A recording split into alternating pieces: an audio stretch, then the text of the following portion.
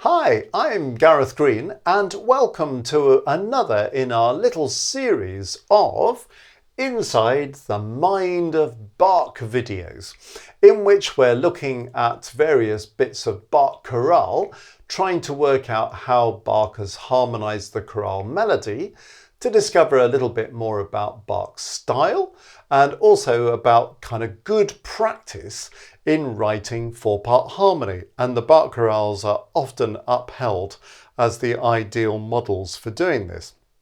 So whether you're interested in the Bach style or just interested in harmony, doesn't matter. Hopefully there'll be something that's useful to you here. So we're going to have a look at the first two phrases of this chorale today. And first of all, let's have a think about keys. So which key are we in, or keys are we in?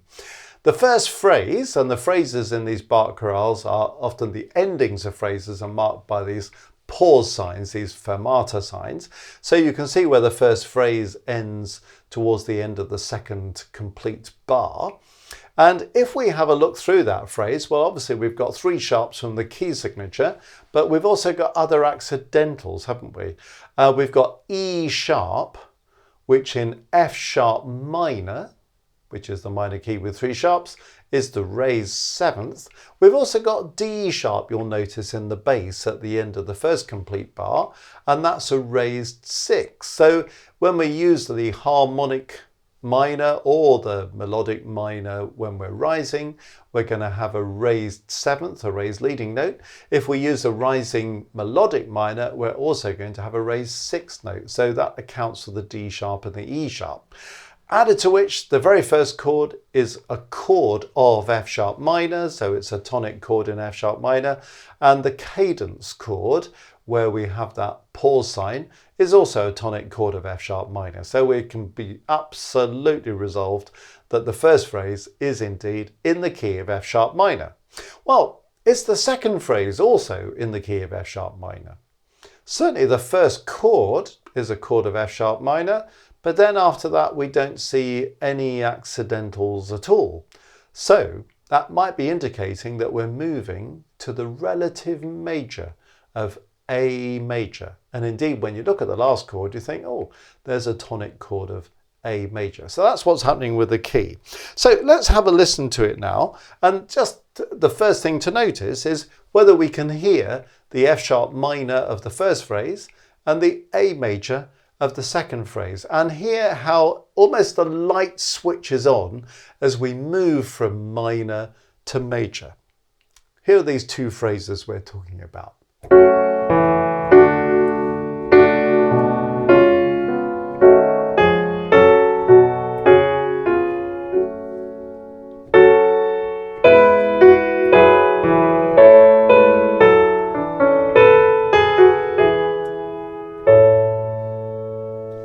So you hear the sort of brightness of the A major in the second phrase after the F sharp minor of the first phrase. So that's the kind of key base of the whole thing.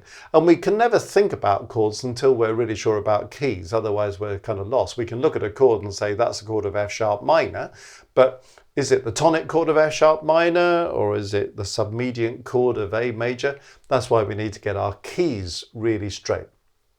Okay. Now, one interesting challenge Bach has to face in this chorale is that the first three notes of the given melody are all the same, three F sharps in a row. And that's always a bit tricky because, you know, what are you supposed to do with three repeated notes? You just go chord one, chord one, chord one. You can't really do that, can you? Can you go one B, one? Yeah, you can do that. So it's not too bad. Could the bass leap an octave? Could do. It's not overexciting, but it's perfectly possible. Or the other way to think about this when you have to harmonize repeated notes is to think, well, any note is the root of one chord, the third of another chord, and the fifth of another chord. So that F sharp is the root of a chord 1. It's also the third of a chord 6, and it's also the fifth of a chord 4. So you could go 1 6 4 or 1 4 6 or something else. So it's always worth thinking, what are my possibilities for other diatonic chords that have that note, because there are always going to be 3 basic diatonic chords that will fit any given note. That's before you even start thinking about 7th chords and so on. Well, let's see what Bach actually does. He starts on a chord 1. No big surprise there. He then has an unaccented passing note in the bass. Now you might be looking at that saying, well, hang on a minute, why is it E natural? Why shouldn't we write E sharp there? Well, it's this thing about melodic and harmonic minor.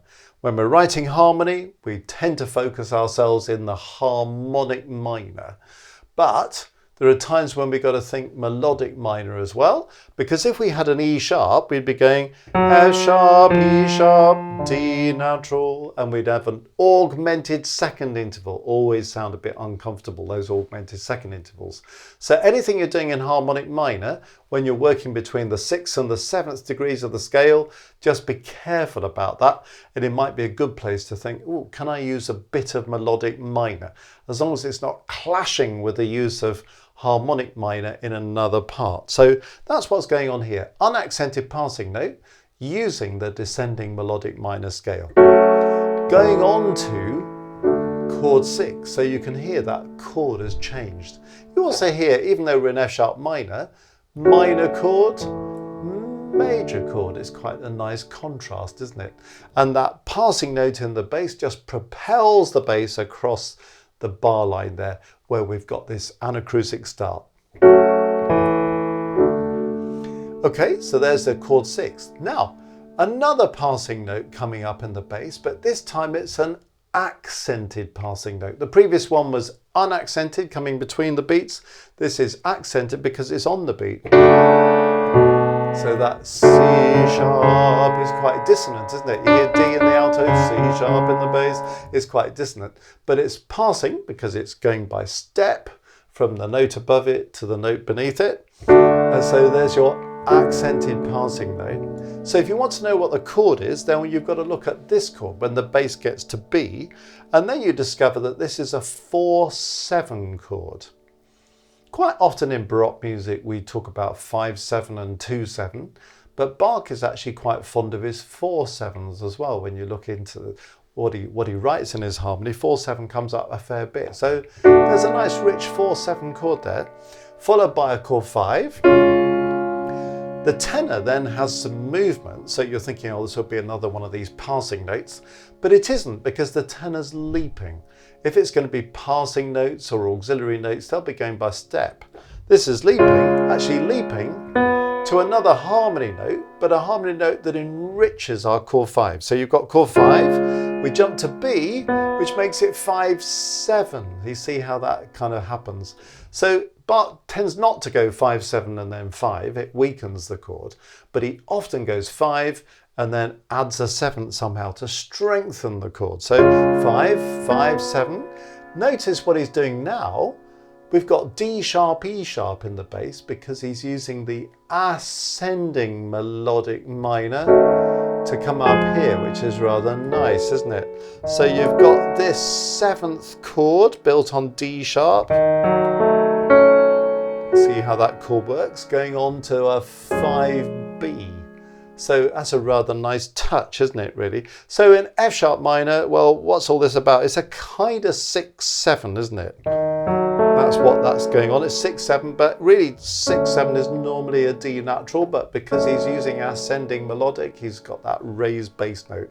Going on to a 5B, which means that we've got 2 chords within the last beat of that bar. So a temporary faster movement of harmonic rhythm. It's tempting to think, let's put a chord on a beat. Often that's the case. Sometimes Bach budges the harmonic rhythm a bit faster and you have 2 chords within a beat like you do here. And it kind of gives us a bit of a push forwards into the cadence. Going on to a chord 1 there. Now what's happening next is that we've got this slightly ambiguous situation here. It's a kind of B-7 really. But what's going on? The alto is preparing for a suspension on that second half of the first beat. And then here comes your suspension. 4, 3. So it's prepared. The F sharp is the preparing note, second half of beat 1. It's sounded at the beginning of beat 2. It's resolved on the second half of beat 2. So PSR, prepare, sound, resolve. P and S should be the same note as each other. S to R goes by step, normally downwards. P belongs to its prevailing chord. R belongs to its prevailing chord. S is dissonant. So we've got all the requirements for a suspension. It's a 4-3 suspension because S to R above the bass note is going a fourth to a third. So that's what's going on there, 4-3. Notice in the tenor while that 4-3 is going on, we have a passing note. So on beat 2, the tenor starts on C sharp, comes down to a B, which is creating again a 5-7 chord going to 1. So it's a perfect cadence in F sharp minor. Okay, that's the first phrase. Moving on to the second phrase, he uses F sharp minor again, but this time he's using it as a pivot chord. So the chord of F sharp minor is of course 1 in F sharp minor, but it's also called 6 in A major, and that's where we're going. So remember, pivot chord, a chord that belongs to the key you're leaving and to the key you're joining. So there it is. It's a chord that's the pivot chord. It's chord 6 in the new key. Going on to the next bar, we've got 5B in the key of A, unaccented passing note in the alto, followed by an accented passing note in the bass. So we've gone from 5B and we end up on 5A. So 5 first inversion, 5 root position. Then we go to chord 1. So in fact this harmony is quite straightforward, isn't it? You know, we're going 5B, 5A, 1. Just decorated with these passing notes. Unaccented in the alto, accented in the bass. It's amazing how it really kind of spices it up. 1 in A major, double passing notes, soprano and bass. Then you notice the tenor E is still going, and so that's a slight dissonance. You could say this is an F sharp minor 7 chord, a 6-7 chord. You could also say it's a 7-6 sort of suspension. It's a little bit in the cracks between being part of a 7th chord and a suspension. Interesting one, really. It's probably really more of a 7th chord, but then he has an accented passing onto the C sharp that makes this a 1C chord in A major. Have to be careful with second inversion chords like that 1C.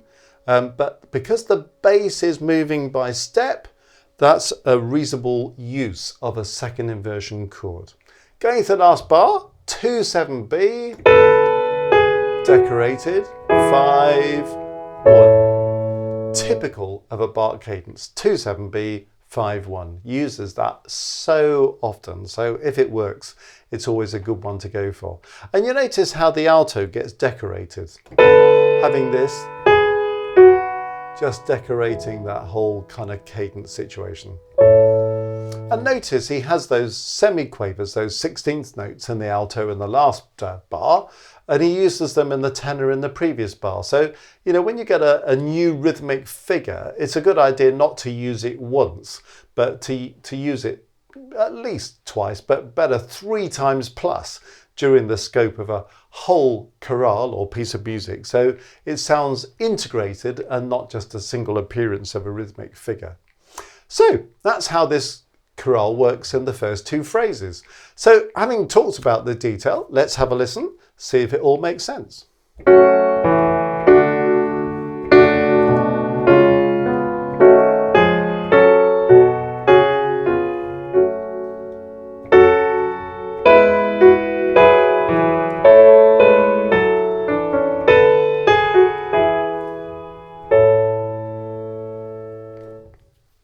Absolutely beautiful music, isn't it?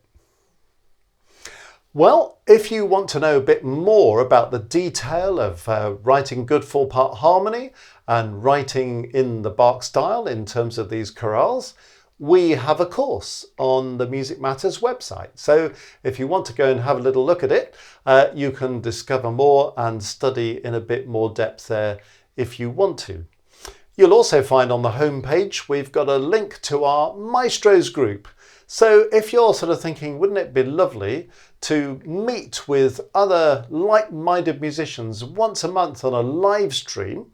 That's something that members of our Maestros groups do. So you'd be very welcome to join us. Lots of other perks on there as well, which you can read all about, including discounts on our courses. So there we are. If you want to be a maestro, have a little look at that.